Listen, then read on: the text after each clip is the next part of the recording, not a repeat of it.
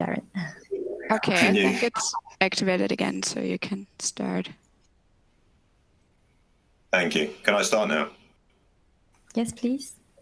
Okay, thank you. So, I mean, I was going to apologise about this because this is a terribly simple presentation compared to the other ones, and it's based on a piece of work that I did quite a long time ago, but I think it still has some important lessons, and it's about how we can reduce uncertainties in the indirect estimates of flash floods, and most flash floods are still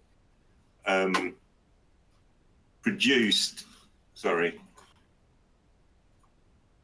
by indirect estimates, and that's because, you know, as we all know, it's quite difficult to gauge flash floods. Often gauging stations, if they exist at all, get washed away during flash floods. We get things like this happening where we get extrapolation of rating curves way beyond the observed data. So there's a lot of uncertainty in flash flood estimates.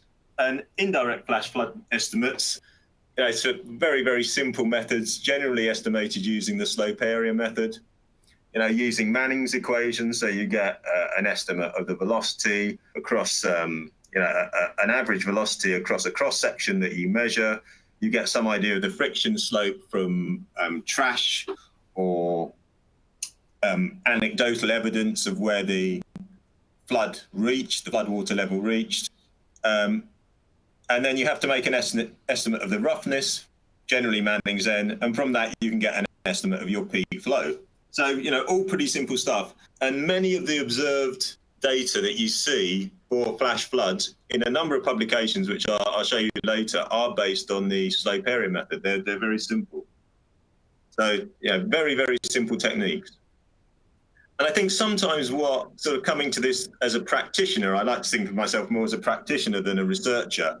I think we often forget when we're using Manning's N where it actually comes from. And by that I mean that when you look in well-known textbooks such as Chow and many others, the roughness coefficients that you see in those books are based on measured flows and therefore back calculations of Manning's N based on channels like this. So often quite regular channels, gradually very slow flows, and those have been compiled, and that's basically the basis of a lot of Manning's N guidance. So, as I said, there's a number of books which are used generally by practitioners over the years to estimate Manning's N. And in these estimates of Manning's N, generally flood conditions aren't well represented, and certainly flash flood conditions aren't well represented. So in the case of flash floods, you could say that the Manning's N roughness is a little bit of what I'd like to say a black box. And if you open that box, then it tries to encompass a number of things when you're using a slope area method to estimate indirect flood flows, a whole host of things that have been discussed this morning: turbulence, geomorphological things, sedimentation, debris, obstructions to the flow. And I think that's sometimes forgotten, to be honest. So it sort of poses the question, is the value of Manning's N coefficients in the literature representative of flash floods? So they're typically for watercourses like this, but as we've seen, this photo on the top is a flash flood in Algeria.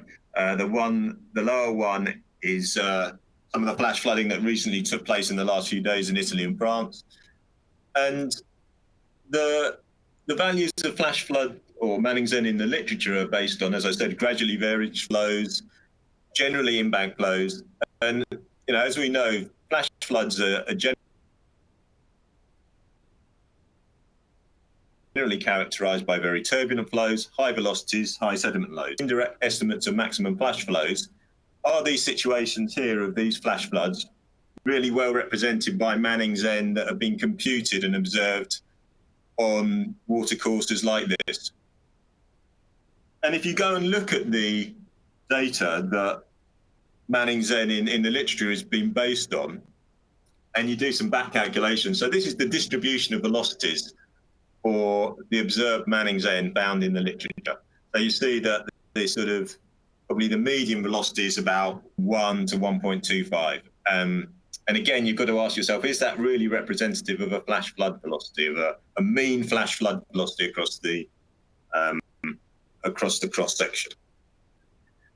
So if we then sort of look at how this affects maximum observed floods, there's a couple of interesting books that came out in the last 20 years, which I often use actually as a sort of practitioner just to get a sense check on floods. So one was some work carried out by Costa and Jarrett, who looked at evaluating the largest floods in the United States. They're members of the USGS.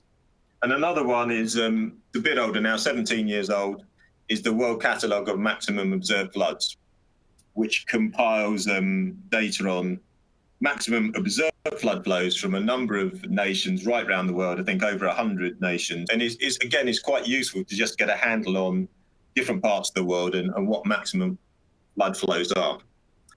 And although these are said to be observed, when you actually look at it, certainly for the smaller catchments, the observations, many of the observations are based on the slope area method. They're not actually based on gauging with the current meter and then assessing the flow from that.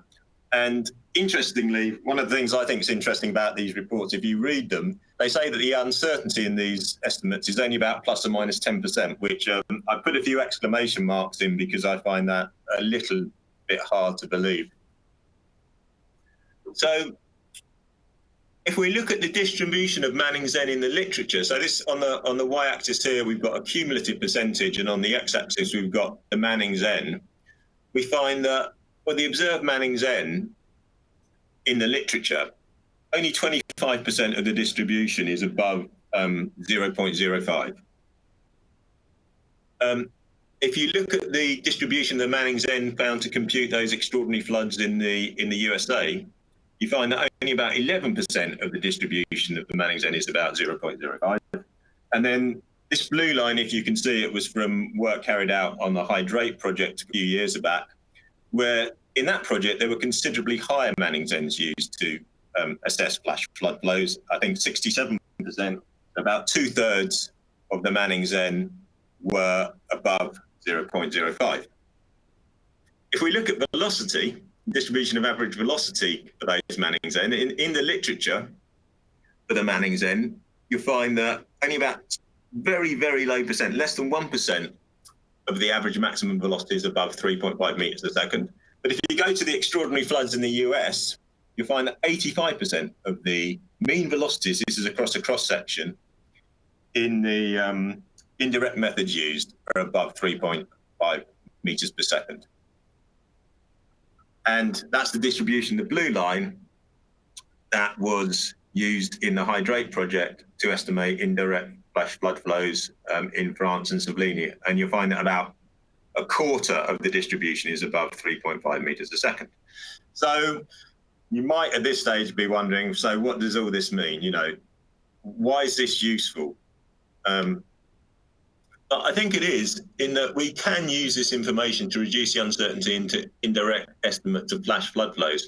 And I think, as I mentioned at the beginning of this talk, sometimes I think that both as practitioners and researchers, we sometimes forget the fundamentals. And I know it was mentioned, I think, in one of the first talks about where the observations that we're calibrating models and using actually come from and how they've been derived.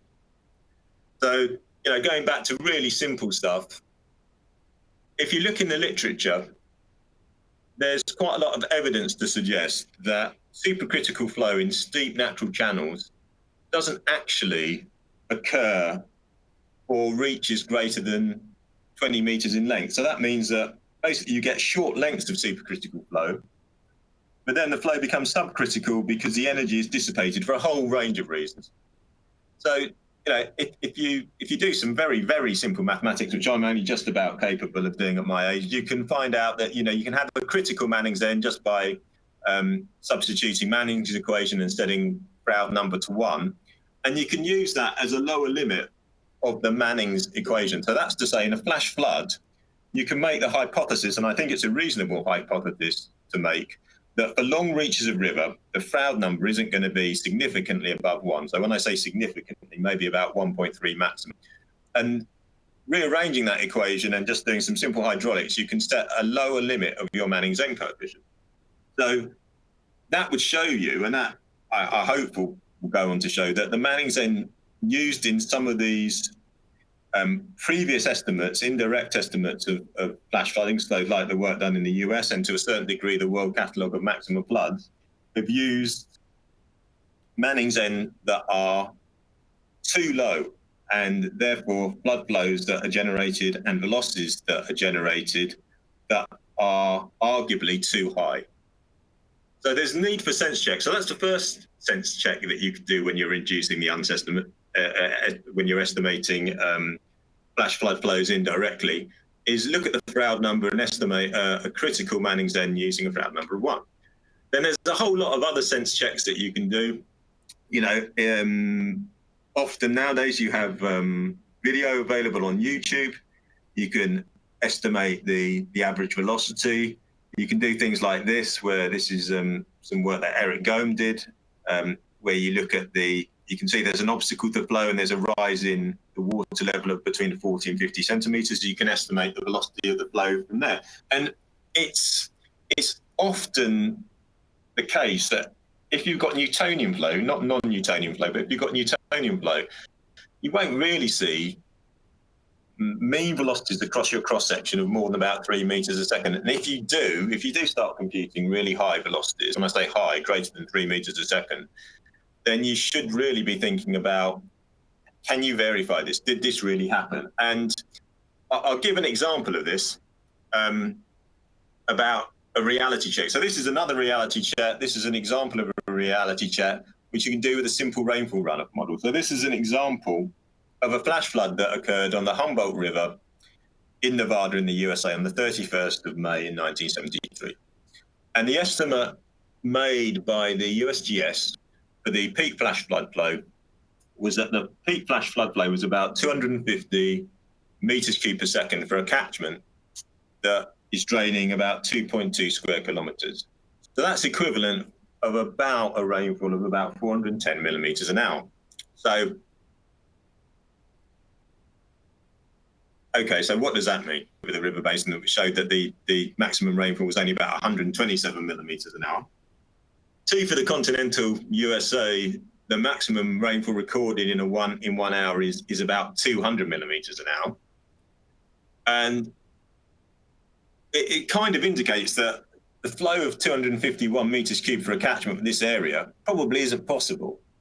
And the reason that came about, the reason that, in my opinion, unrealistic maximum flood flow was estimated was because the roughness coefficient that was used, the Manning-Zen that was used in the slope area method, was far too low.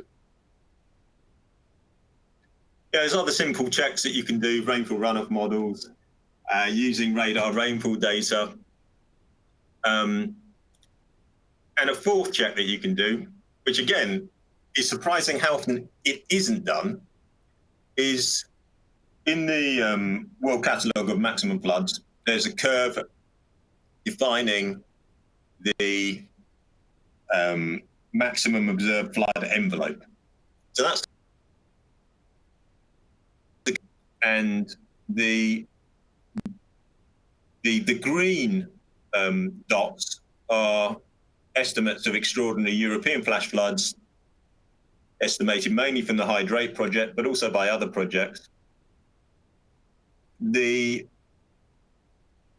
blue triangles are the extraordinary floods in the USA, which come from that document. And you can see, especially for small catchments, and when I say small catchments that are below about, I say 15, 20 square kilometers, are well above that envelope. Now, that's not to say they can't occur, but I think it raises a few questions about the validity of them.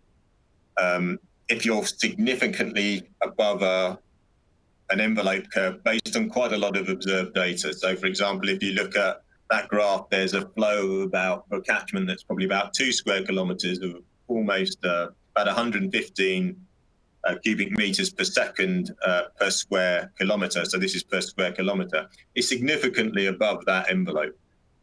So I think there's a number of sense checks that we need to carry out, and we shouldn't forget when we're looking at observed data to either calibrate our forecasting models or hydraulic models, or indeed produce envelope curves like this one. And I think they're quite simple, but they're often forgotten. So you probably can't see this very well on the screen, but this is a sort of a very simple flow chart, which I think all practitioners and researchers should step through when they're looking at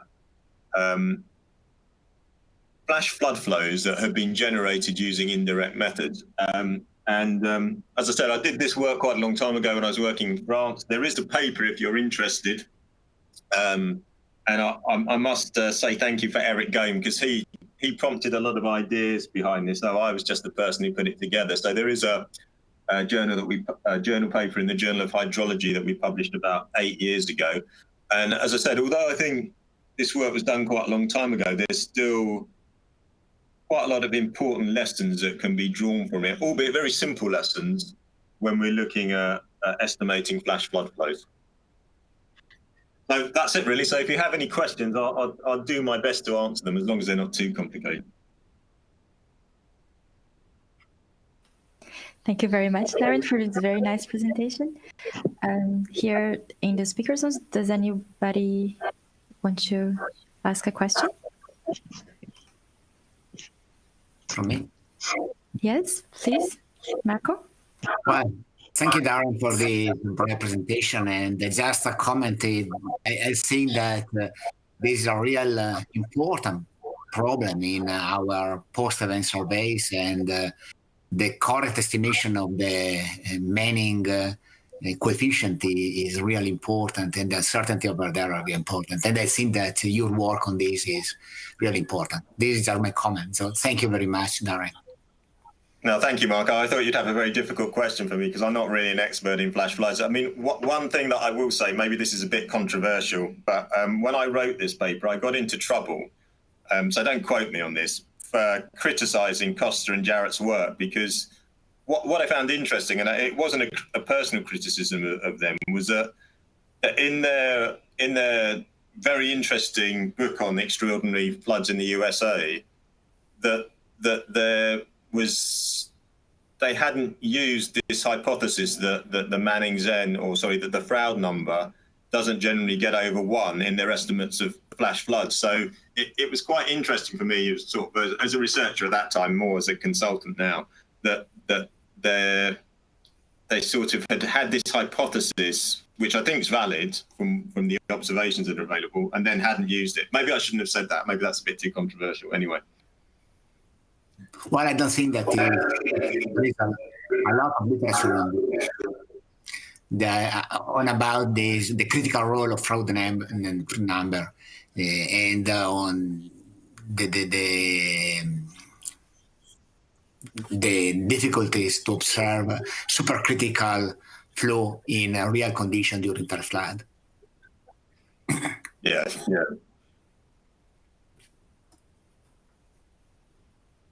Okay, thank you very much.